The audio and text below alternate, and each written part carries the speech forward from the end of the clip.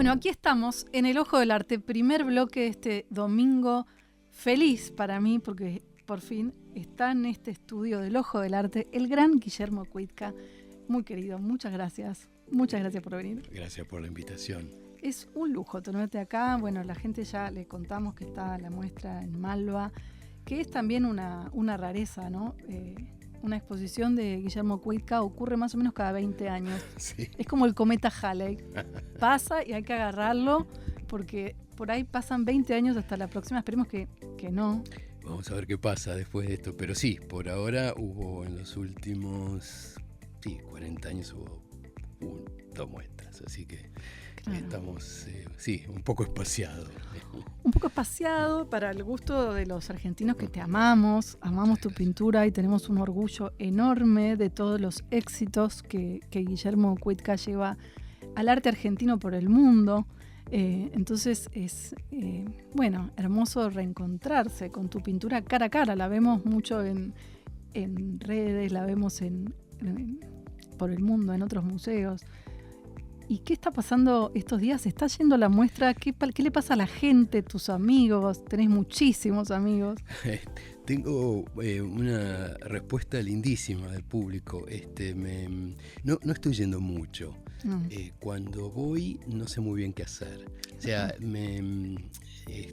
supongo que, no sé si es por eso que no me pongo muy seguido, pero digamos, el compartir el espacio con mi obra siempre me costó. Me pareció que mi obra tiene su lugar y yo tengo el mío, ¿no? Si bien somos una sola cosa, en algún punto nos separamos a la hora de la exposición. Y en general, yo estoy para las inauguraciones a veces de una muestra mía, me voy al día siguiente. Muy sufridas son para vos las inauguraciones. No, esta la pasé bien, estaba muy emocionado, sí, decía, totalmente emocionado y yo mismo me sorprendí dije, bueno, no por nada pasó tanto tiempo y bueno, es la ciudad donde vivo, es el país donde vivo, es diferente.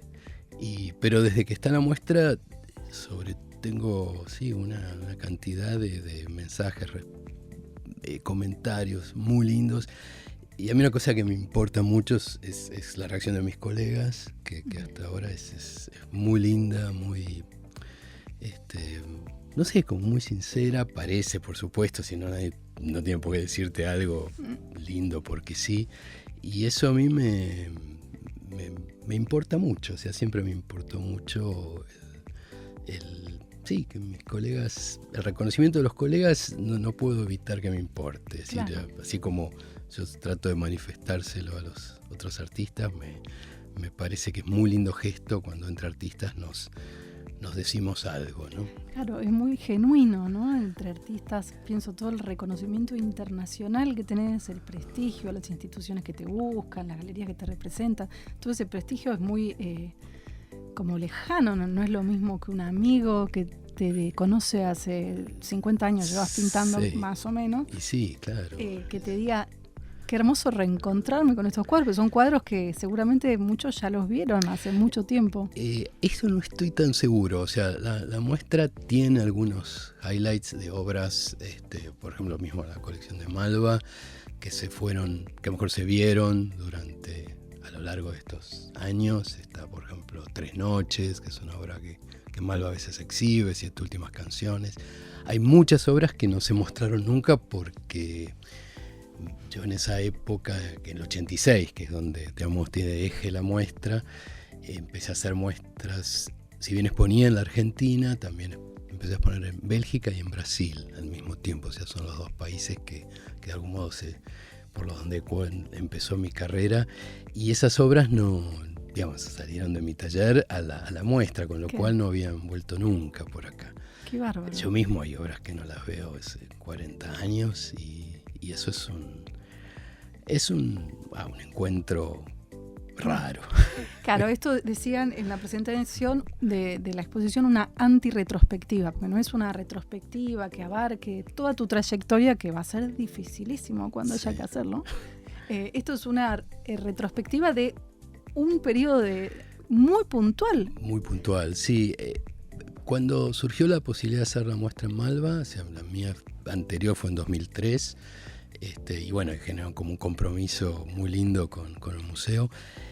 Hubo muchos planteos que hicimos, o sea, había pusimos muchas ideas sobre la mesa y la idea de rellenar el espacio vacante como si fuera de 2003 ahora, a mí no sé, me parecía como salir corriendo a buscar un cuadro por año. Sí, a rellenar algo, ¿no? Como si hubiera una falta y tengo como que ir y ocuparme de eso. Y empezó a tener sentido hacer una muestra muy, muy enfocada. O sea, que en vez de ir hacia los costados, ir hacia adentro. O sea, ir como tomar un año, en este caso el 86, y profundizarlo lo más que se podía. Por supuesto, eso empujó que ese año 86 se expandiera hasta el 80, un poco para atrás, un poco para adelante. Claro. Pero, y yo creo que es muy lindo poder ver a un artista mal o bien, o sea, puede salir muy mal, pero si sale bien es como si conocieras algo muy íntimamente, ¿no? Estaba pensando que de este tipo de muestras se puede hacer 20 de tu trayectoria. Se podría, es muy, qué sé yo, te digo que una vez probado este formato es como que no querés hacer otra cosa. O sea, las muestras, yo hice muchas muestras antológicas y retrospectivas y de algún modo, o sea, por supuesto las hice con con muy buenos curadores y por supuesto con las mejores circunstancias, pero algo así es como si decís, no, es el formato en el que me quiero quedar, ¿no? Mostrar algo en profundidad, adosar documentación, por ejemplo, es algo que tiene la muestra, obras que por ejemplo a lo mejor no verían la luz si se tratara de una retrospectiva tradicional, porque a lo mejor son obras muy tangenciales, rarezas. Hay rarezas de las que quiero hablar. ¿Cómo no? Primero, bueno, mi favorita del mundo, una de la serie Nadie Olvida Nada, que es muy pequeñita y que está al comienzo de la exposición y que la vi por primera vez en tu casa, sí, en un lugar que vos decís, qué hermosura encontrar la obra tuya que te acompaña acá en una exposición y que tiene una historia en particular. Sí, es una obra que tiene, o sea, la ves de atrás y es como una valija, o sea, está lleno de sellos, estuvo por todos lados, o sea, viajó mucho y supongo que y se quedó conmigo, o sea, es una obra, yo no armé una colección de mi obra. Bueno, no de mis pinturas, de mis dibujos sí, de hecho ese volumen que existe de los dibujos, de la colección de dibujos es porque lo es publicó mía. Kulturbüro, sí, Barcelona, sí. Un libraco, no sé cuántos kilos pesa. Disparate. Pero ese sí que es una retrospectiva de dibujos. Sí, algún día habrá que pensarlo, pero bueno, hay tiempo. Ya está el libro está, por el ejemplo. Libro está. La cama amarilla o la camita amarilla, como le decimos, fue una obra que en el año 89, eso es una obra del 82, y en el 89 alguien la robó de lo que era entonces la Galería Julia Lublin, que se llama Galería del Retiro, que estaba en lo que antes era Bonino y hoy es Clem. O sea, es un lugar... Que fue donde fue tu segunda muestra, más o menos. Sí, no mi segunda muestra en sí, yo empecé exponiendo muy joven. De acá para atrás, digamos. De acá para atrás, sí, la segunda muestra. Malva. Claro. Bueno, que se llamó 7 últimas canciones, justamente. Sí. Pero esto fue en el 89, no en el 86, y alguien se robó esta pintura que no estaba enmarcada. Por eso creo que hoy en día tiene como este marco muy exagerado. Yo en general no enmarco mi Podría obra haber sido yo, pero estaba en el colegio. Tiene muchos fans esa obra. A mí también me gusta tenerla cerca. Y no tuvimos por mucho tiempo ni la menor idea de dónde podía estar la obra. Hicimos todo. ¿Contrataste detective? Sí. ¿Un detective? Bueno, buscamos, sí, hicimos todo. Era muy desconcertante, o sea, yo no tenía experiencia en robo de obras, la galería tampoco. No habías robado tampoco. No había robado tampoco, tampoco sé cómo se hacía. Estábamos muy desconcertados y ya entonces era una obra que a mí me gustaba mucho. Tenía algo icónico, como algo muy, como muy, sí. No sé, como esa presencia que tiene ahora, o sea, como algo muy fundacional en el lenguaje de mi trabajo, qué sé yo. O sea, que aún en esa época era una obra que yo quería mucho. Claro, un germen de tantas otras obras que vinieron después, algo ¿no? así. Si bien en la muestra hay una obra un poco anterior, que es así, no se mostró jamás y que descubrimos en una colección, o sea, estaba en manos privadas, pero es una obra del 81, que es una cama verde, que está en la misma sala. Sí. Está en realidad cuando entras a la izquierda, Sí. a la derecha, perdón. Y con la cama amarilla, bueno, hubo un tiempo que ya la dimos por perdida y mucho tiempo después una persona así de la nada llamó a mi estudio y justo contesté el teléfono y me dijo, yo tengo la camita amarilla. ¿Y te pidió un rescate? No, me dijo, te la voy a devolver. Y yo le empecé como a decir, no cortes, que yo, quién sos, que yo. Y bueno, me dijo de todo. O sea, yo dije, pero bueno, digo, si me roban y encima me agrede. ¿Qué quiere? Me agrede por decirlo finamente. Y me avisó que iba a pasar por una dirección que yo le dé para devolverlo. Y así fue. Un día apareció este personaje. Yo no tuve casi tiempo de verle la cara, de ver quién era, que nada, absolutamente como un secuestro, nada. Te dejó una valija en un tacho de... Casi, porque la obra estaba como envuelta en papel de diario. Y bueno, desde ese entonces tiene este marco y bueno, me acompaña mucho y bueno, por suerte. Se lo merece, con lo que vivió. Pobre, sí. Hay otra obra que tiene una historia más virtuosa, que es un dibujo, que es colección Constantini, y que llegó a sus manos a través de un trueque. Yo no sé si vos te acordás de esa historia. Me acuerdo de esa historia, pero no está en la muestra, es una obra posterior, que es un plano del Congreso. Y llegó me parece que por un programa, no me acuerdo quién lo hacía, yo no sé si... Yo creo que era de Pergolini o Andio, no sé si era de Cuatro Cabezas, no, la verdad que no me acuerdo. Y era algo así como cambio de favores, cambio de manos, iba como a partir de un pequeño trueque, que era como, no sé, de un botón a no sé, algo que le agregaba valor, iba subiendo, y en algún momento, digamos, al terminar la cadena, yo cambiaba esta obra por una van, por una combi, que era donado a una escuela, que fue lo que Constantini de algún modo dio eso. Pero en retribución de mi dibujo yo recibí una guitarra de Charly García que tengo espectacular y que vos tenés algo con Charly García porque tu taller muchos años estuvo en lo que había sido el departamento de Charly. Mi taller que yo llamo el taller de Cangallo. El Cangallo histórico. Porque en ese momento no se llamaba Perón la calle y así que me quedó de llamarlo Cangallo. Había sido en un momento de juventud, pero de la infancia de Charly, ese apartamento de la familia. O sea, que yo creo que alguna vez me encontré con él y recordaba dónde estaba el piano. Pero habrá sido a sus 11 años, no fue... Tenía aura de Charly García. Sin duda, no fue del Charly, digamos, del músico que nosotros, por supuesto, ya era músico en ese entonces, pero no del que nosotros conocimos desde chiquito. Claro. Bueno, todas las obras me gustan. Hay una que amo, que es esa habitación de Arles de Van Gogh, que tiene tu camita también. Sí.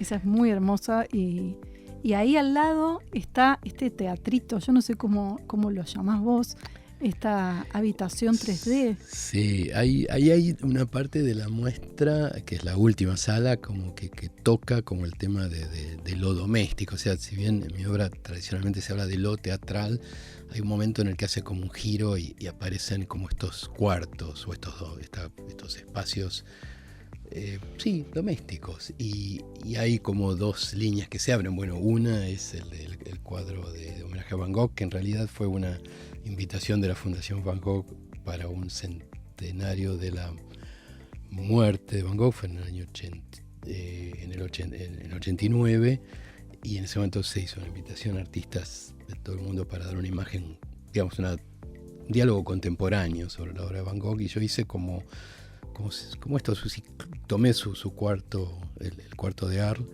y y cloné la cama y amplié el espacio, o sea, como si hubiera tirado líneas de perspectiva sobre ese cuarto tan solitario y tan chico. Claro, se amplió. Se amplió y siguió siendo muy solitario. El cuarto, la obra es de una soledad tremenda. Sí, así. Ya estaba solo. Y ahora con ese infinito espacio. Pero es como que le agregué un compañero, o sea, hay alguien ahí dormido, un roommate. Un roommate, exactamente. Sí, exactamente. Un colega que viene de otra época y de otro lugar. De muy lejos en el tiempo y en el espacio.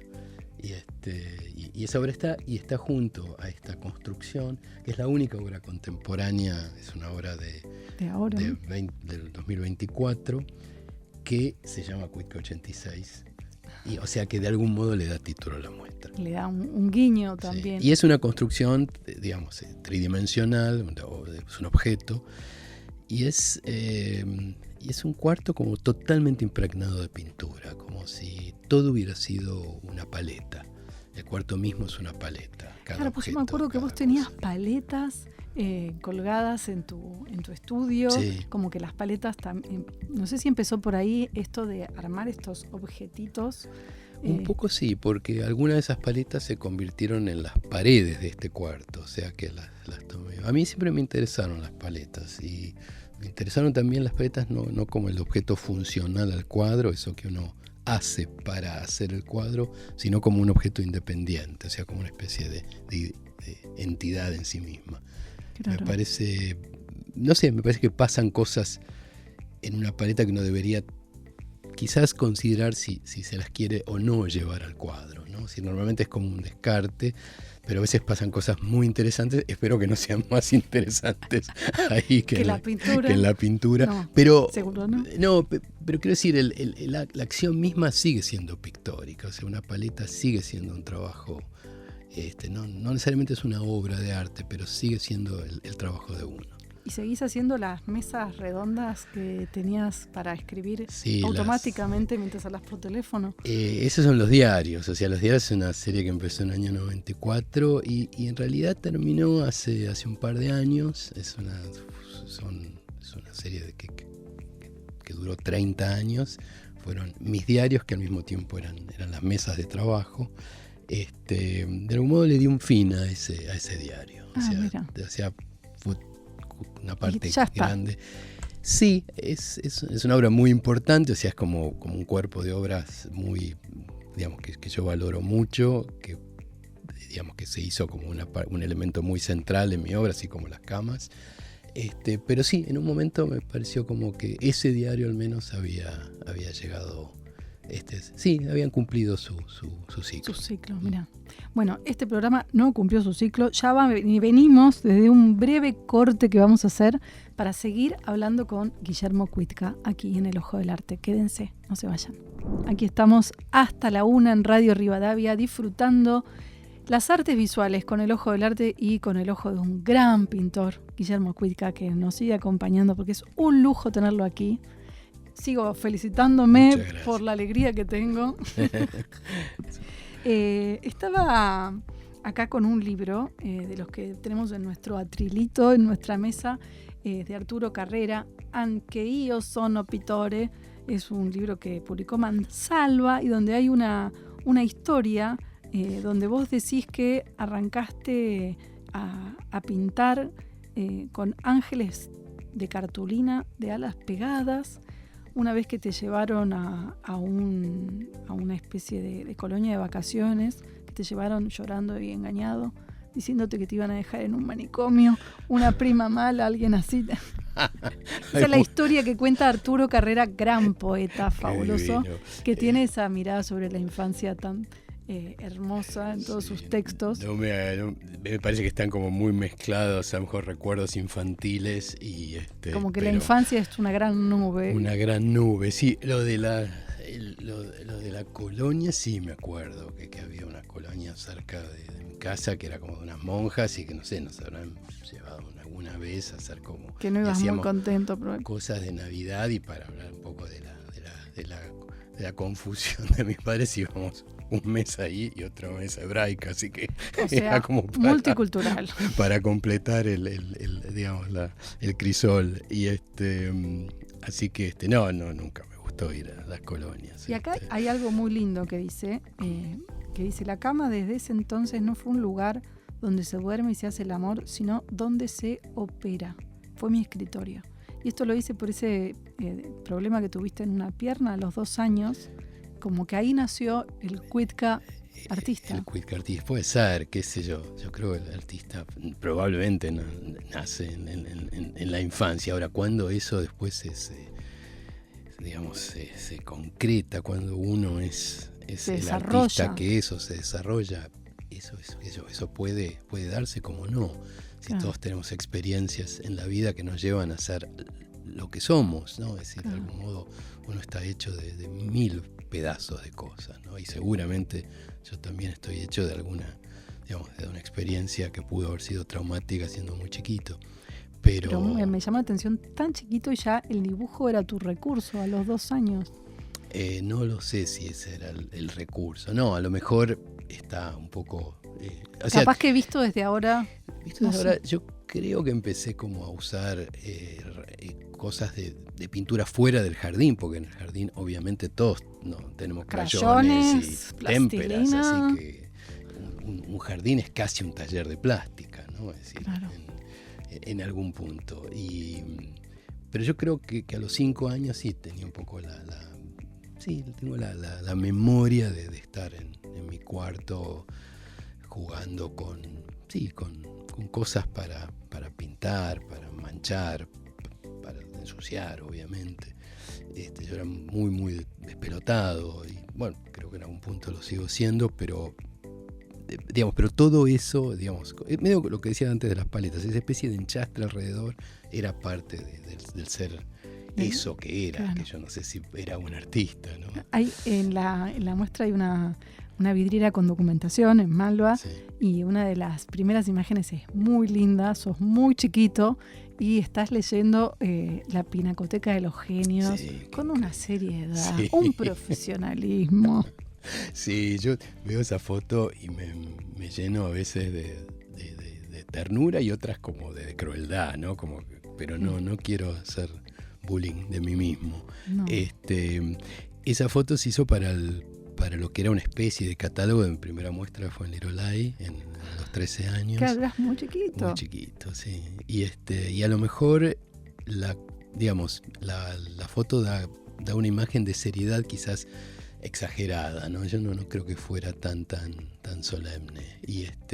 Ahora, por algún motivo, sí, de esa Pinacoteca de los Genios, que era una cosa que estaba en los hogares de clase media o de clase media más o menos ilustrada, que eran muy, muy populares esos coleccionables. Sí. Había de muchos artistas y de algún modo siempre Picasso parecía ser mi referente, ¿no? Mi héroe, o sea, como otros chicos, no sé, pondrían algún héroe de Marvel. Bueno, yo tenías a Picasso. Tenía a Picasso en las paredes de mi cuarto. Mirá dónde llegaste, ¿no? Porque de ese niño de 13 años venís de hacer como una capilla sixtina en el Museo Picasso. Capilla, o sea, le hiciste cubismo a Picasso en su casa. Sí, qué locura. En realidad en un momento estaba pintando.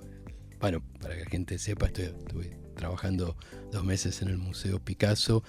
La gran casa que tiene el Museo Picasso, que es realmente bellísimo, tenía originalmente una capilla y de algún modo me invitaron a hacer una intervención pictórica ahí, que era la primera vez que un artista se metía ahí a pintar y en un momento pensando que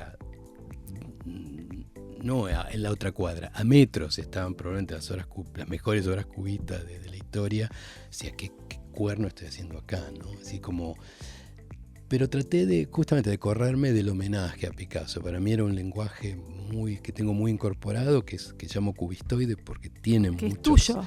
Bueno, es mío y está hecho de retazos de muchas cosas, pero no en cuanto a la cita. O sea, yo siento que es mío porque de algún modo me apropié de eso, pero por supuesto tiene ecos de muchas cosas, ¿no? Desde desde Picasso hasta el gran Alfredo Lito, que fue un artista que yo admiré mucho, argentino maravilloso, y que, digamos, donde podés como imaginar como si, no tanto como si hiciera un popurrí de cosas, porque en esta obra inclusive como que le adosé muchos elementos de mi obra, como las plantas de arquitectura, las camas, los colchones, en fin, como que hay una serie de referencias, pero pensando en que estaba tan cerca de Picasso físicamente, en un momento me pregunté cuál es el sentido de esto. ¿Qué dirá mi colega? Sí. ¿Qué dirá? No sé, quedó muy bien, estoy contento, fue una exigencia física muy grande. Por supuesto no tiene escala de ninguna, digamos, no tiene escala heroica, pero para mí pintar en altura y en un techo combado era... El techo es incómodo, por lo menos es incómodo. Por lo menos ¿Qué es estabas incómodo. acostado, así como Leonardo? No, había ido un entrenador y habíamos ensayado algunos escenarios posibles, sobre todo porque a veces tengo, bueno, como todo el mundo, a veces que yo un dolor en la cintura o en el cuello o en la mano y cosas de la juventud. Y de todos esos escenarios, al final, a la hora de pintar, medio como que no hace lo que puede, como puede, y como que no estás muy consciente de tu cuerpo. O sea, es muy difícil. Claro, después baja la info. Después sí, que se llegaba al departamento reventado o lo que fuera, pero la mañana siguiente estaba igual. O sea, pinté como nunca en mi vida por la cantidad de horas y de días seguidos y de lunes a lunes. Pero, digamos, la imagen de pintar acostado lo había ensayado una vez, que había hecho una especie de construcción y que tenía una parte horizontal, y es tremendamente incómodo, y no solo por la posición física, sino la vista, o sea, como que de algún no te puedes modo alejar para ver.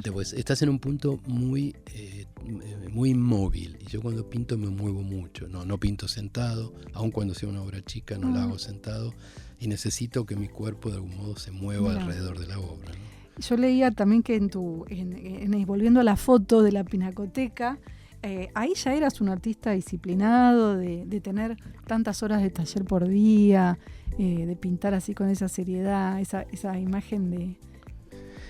¿Cómo es hoy tu vida? ¿Estás más relajado? ¿Fuiste siempre así? ¿Fueron periodos? Siempre laburé muchísimo, o sea, trabajo mucho, claro.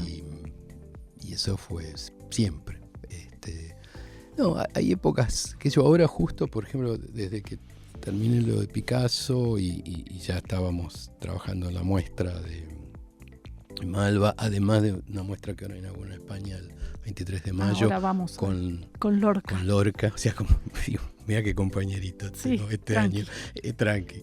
Y estoy un poco alejado del taller, pero en general sí no trabajo mucho, y al mismo tiempo también soy consciente de que hay un momento en el que el día se va como... no tanto por la hora del día, pero como que el trabajo empieza como a perder frescura, y uno tiene que estar muy alerta para no solamente no arruinar lo que hizo, sino como no forzar o no pintar por sobre lo pintado, ¿no? Es decir, claro. Me parece que saber retirarse a tiempo es bueno siempre, en todas las situaciones. En todo, en lo que hagas. Vamos a quedar con esa frase así como de cabecera, muy linda. Y bueno, acá tengo en mi atril, que me acompaña en el escritorio, un libro que está ilustrado con una imagen de este cubismo que no está en la muestra porque es posterior al 86.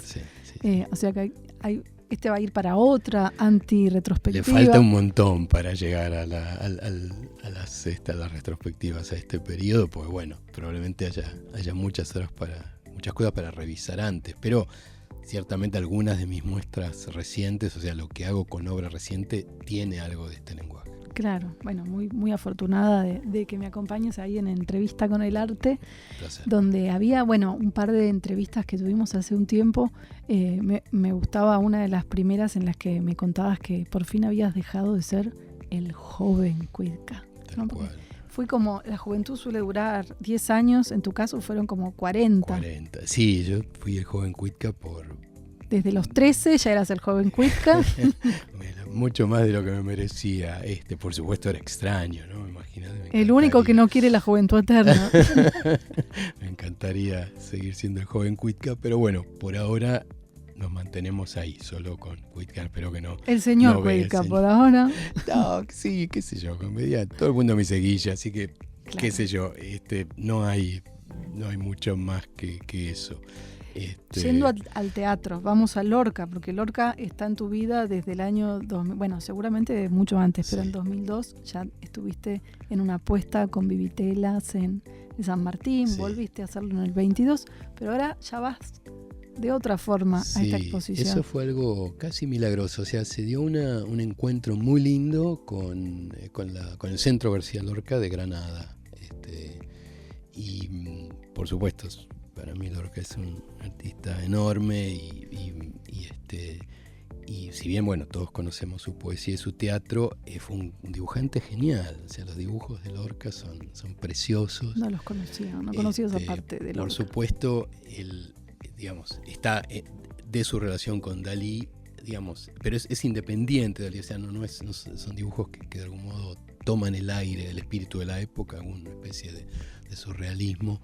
Son increíbles, son dibujos que se muestran muy poco, están siempre bajo muy estrictos controles de luz, pero armamos una muestra que se llama Lorca, Cuitca, Vals en las ramas. Vals en las ramas es uno de los poemas de Poeta de Nueva York, pero tiene algo que ver con esta especie como de vals, o sea, es un... Canciones, vals. Claro, canciones, vals, tangos, qué sé yo, es como, en ese sentido, es también un diálogo a través del tiempo y de las épocas y de las distancias. Y esta muestra tiene una parte muy importante de manuscritos y dibujos de Lorca, que son patrimonio del Centro García Lorca, y dibujos y pinturas mías, no necesariamente en relación con Lorca. Otra vez, no es un homenaje a Lorca, sino que es un encuentro como de dos artistas. Y esta muestra se inaugura el 23 de mayo en Granada, en el Centro García Lorca. En la casa de Federico. No, bueno, la casa sigue estando como también es museo. Esto es un museo muy reciente, construido hace creo que 4 años, pero bueno, en algún momento la pandemia tuvo seguramente sus idas y vueltas y ahora está como teniendo una programación y bueno, seguramente habrá un nuevo catálogo. Sí, esa muestra ya estuvo en México, yo hace un tiempo estuve en México para inaugurarla. Y no, es increíble, es lindísimo, ¿viste? Es emocionante ver los manuscritos, ¿no? Claro. Bueno, y vos tenés una relación muy cercana con el teatro en sí, ¿no? El teatro está en tu obra, el teatro está en tu vida, ha sido parte de un capítulo grande de tu vida, ¿no? Sin duda, sí. En realidad, a mí me interesó el teatro desde el teatro mismo, no necesariamente desde la escenografía, ¿no? Ese lugar como al cual uno piensa que... ¿A dónde van los pintores que les gusta el teatro? A donde les toca, ¿viste? Nos toca ir a la escena, hacer de escenógrafo, que obviamente es un arte completamente independiente con que necesita formación y conocimiento completamente específico.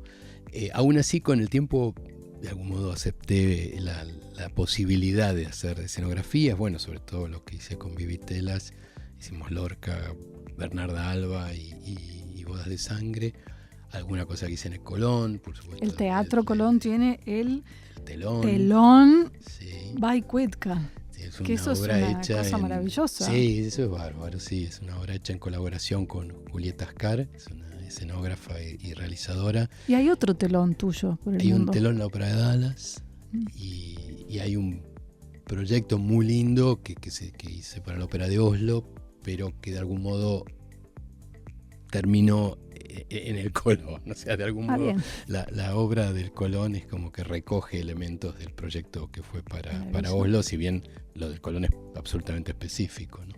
Es lindo lo del telón, es como una zona intermedia, ¿viste? Es una cosa que... Es como una gran tela, es una un gran elemento tela ahí esperando. Curioso que que además es condición de que no esté para que empiece lo demás, o sea, como en realidad nadie va a ver un telón porque lo lógico es que justamente que se abra, que se levante, que justamente desaparezca, ¿no? A mí me gustaba mucho trabajar con todas esas nociones y en un momento me sentí como como que mi obra encontraba un camino interesante en esa especie de cosa semi-performativa, ¿no? O sea, que no llega a ser el teatro mismo, pero que tampoco se puede decir que sea fuera del teatro. Claro, qué hermoso. Y hubo una cuestión, ¿no? De esta inmersión en la pintura, en el teatro, que fue relacionado con una crisis de la pintura que medio es contemporánea con esta muestra, ¿no?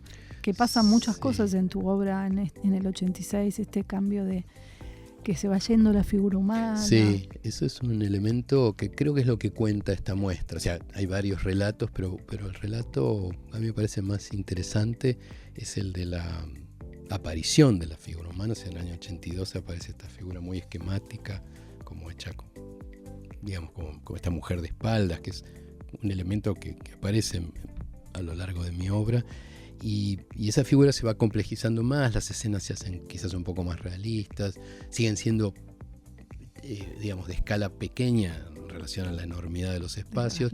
Claro. Y de algún modo lo que uno va viendo a lo largo de la muestra es como esas figuras van abandonando el cuadro, ¿no? Y casi en la última sala hacen mutis por el foro. Sí, se van, ¿no? O sea, inclusive hay un cuadro donde hay varios cuadros donde ya la figura no está y empieza a aparecer de un modo quizás un poco sutil los planos de arquitectura que después en mi obra van a tomar el centro, ¿no? Claro. O sea, como que tomamos un periodo en el cual la figura humana también es un hilo conductor dentro de... Yo creo que además es algo que no se necesita, o sea, como algo muy visible en la muestra, claro. O sea, que es muy fácil identificar estos momentos en la exposición, aún para la gente que no conoce mucho mi obra. Ahora, para despedirnos, te hago una última pregunta, que es, ¿qué estás pintando ahora? Qué buena pregunta.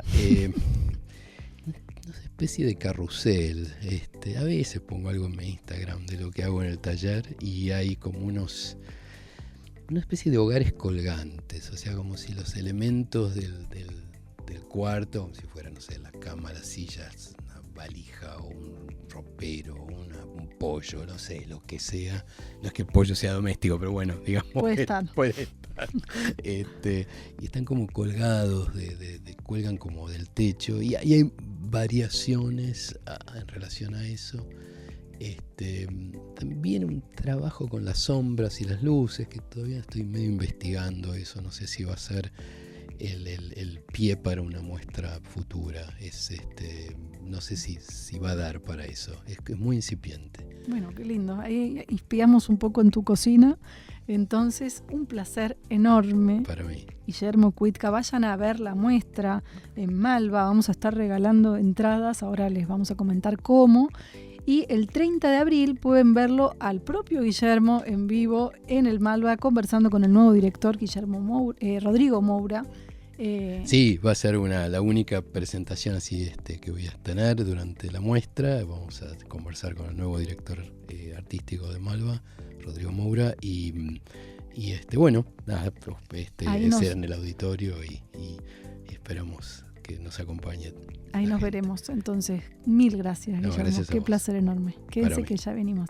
Un lujo que vamos a tener hoy aquí, hablar con Guillermo, que es una persona talentosísima y además humilde y amorosa. Así que estamos muy agradecidos. Hay más noticias en el mundo del arte, seguro. Venimos de San Juan y Mendoza, donde estuvimos cubriendo Conexión Arte Va, ya les estaremos contando. Y también hoy termina la 7ª edición de MAPA, que es la feria de arte que nuclea 40 galerías y proyectos de 15 ciudades de toda la región. Esto es en La Rural, en Buenos Aires, y que tiene un foco puesto en los artistas de Bahía Blanca, porque se ha hablado de músicos, se ha hablado de bibliotecas de Bahía Blanca, pero hasta ahora nadie se había ocupado de los artistas visuales que vieron por ahí la producción de toda una vida sumergida abajo del agua. Así que MAPA va a tener una acción, que es una exposición con obras que fueron arruinadas por el temporal y que fueron resignificadas y trasladadas al formato de feria de arte, donde van a estar en el día de hoy, aún se pueden ver, y va a haber una subasta. Así que me parece muy bueno ir a apoyar también a los artistas bahienses que están en MAPA, en La Rural, hoy terminando su 7ª edición. Así que felicitaciones, todos los los éxitos de ventas y de público que han tenido. Bueno, quédense, recuerden que nos escuchan en Rivadavia hasta la 1, que también nos pueden encontrar después en Spotify y que si se descargan la app del Ojo del Arte van a poder participar, por ejemplo, en sorteos para Malva, para ir a ver la muestra de Guillermo Cuitca, de la que vamos a hablar ahora en minutos. Quédense que ya venimos. Seguimos en el Ojo del Arte, estábamos escuchando al gran Guillermo Cuitca y tenemos para regalarles 3 pares de entradas para que vayan con quien quieran a ver esta exposición maravillosa de la que hablamos. Para participar en el sorteo tienen que bajarse la app El Ojo del Arte y ahí tienen un botón que dice sorteos. Es muy fácil participar para tener alguno de los regalos que hacemos esta semana, es las entradas para Malva. Recuerden que también nos pueden escuchar en Spotify, que nos pueden ver en YouTube y que también el sitio web elojodelarte.com tiene un montón de contenido dedicado a las artes visuales que pueden consultar desde la aplicación o desde directamente la web. Y Alfa Media tiene además la revista Newsweek, donde el Ojo del Arte tiene una sección. Miren qué belleza esta imagen de Rosalba Carriera.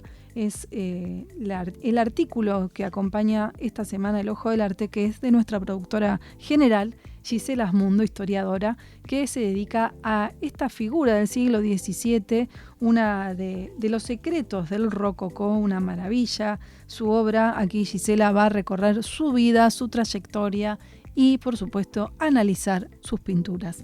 Así que ya venimos con más El Ojo del Arte. Quédense que todavía no nos vamos.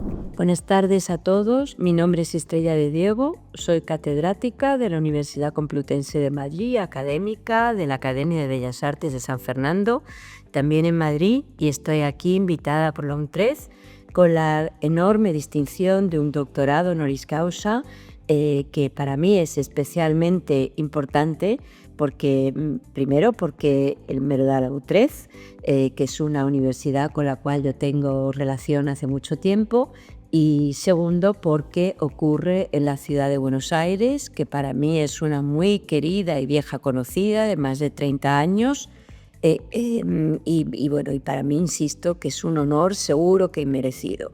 Bueno, esta tarde voy a hablar de un tema que me parece que está un poco en el espíritu de todos nosotros, y es el papel de los museos, cómo pueden los museos ayudarnos a sentir cosas.